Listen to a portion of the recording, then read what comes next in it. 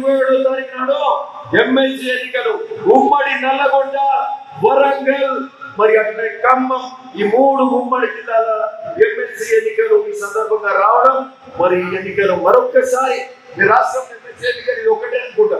ఇది by election వచ్చింది. ఆయన ఎవరు గంగా మల్లనాగేశ్వరరెడ్డి రిజైన్ చేయడంతో వచ్చింది. సరే, ఇది మరొక్కసారి ఈ 5 నెలలే మనకు మరో పోరాటం మొదలైంది. ఈ ఇంట్లో కూడా భువనగిరి అసెంబ్లీ నియోజకవర్గం, భువనగిరి మరి ఉమ్మడి జిల్లాలలో అత్యధిక మెజార్టీ ఇచ్చే కార్యక్రమం మనం చేయాల్సిన అవసరం కూడా ఉంది. ఇలా మిత్రులారా, ఈరోజు మీకు ఒక్కటి చెప్పాలి. ఈ రోజు మన అభ్యర్థి తీన్మార్ మల్లన్న. అంటే తీన్మార్ మల్లన్న మనందరికీ సుపరిచితుడు. ఈ ప్రాంతం భువనగిరి హై స్కూల్లో చదివినాడు. భువనగిరి హై స్కూల్లో చదివినాడు కదా, ఎస్ఎల్ఎస్ డిగ్రీ కాలేజ్ చదివినాడు.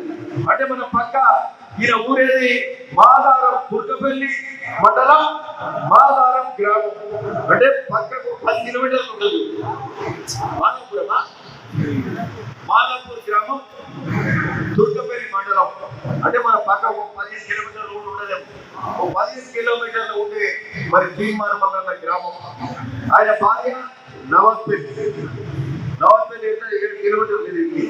సో ఇలా ఇక్కడ ఈ కుటుంబం, ఈ ప్రాంతం, మన ప్రాంతం, ఇక్కడ చదువుకుంది ఎస్ఎల్ఎన్ఎస్ డిగ్రీ కాలేజ్. అంటే చదివి ఇక్కడ, పుట్టింది ఇక్కడ. ఈ ప్రాంత బిడ్డగా మనందరి బాధ్యత, మనమందరం కూడా తీన్మార్ మల్లన్నను ఆశీర్వదించాల్సిన బాధ్యత ఈ ప్రాంత ప్రజలందరి పైన కూడా ఉందని.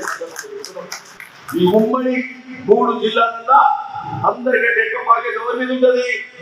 ఈ భువనగిరి అసెంబ్లీ, భువనగిరి ఇక్కడ యాదాద్రి అనుకుందాం. ఈ యాదాద్రి జిల్లా మీద, యాదాద్రి జిల్లా ఓటర్ల మీద బాధ్యత ఇప్పుడు యాదాద్రి జిల్లాల మొత్తం అన్ని జిల్లాలలో మొత్తం 12 ఉమ్మడి జిల్లాలు అన్ని సపరేట్ జిల్లాలు చూస్తే మన యాదాద్రికి వెళ్ళి అత్యధిక మెజారిటీ తీన్మార్ మల్లన్నకు ఓటు వేయాల్సిందిగా కోరుతా ఉన్నాం.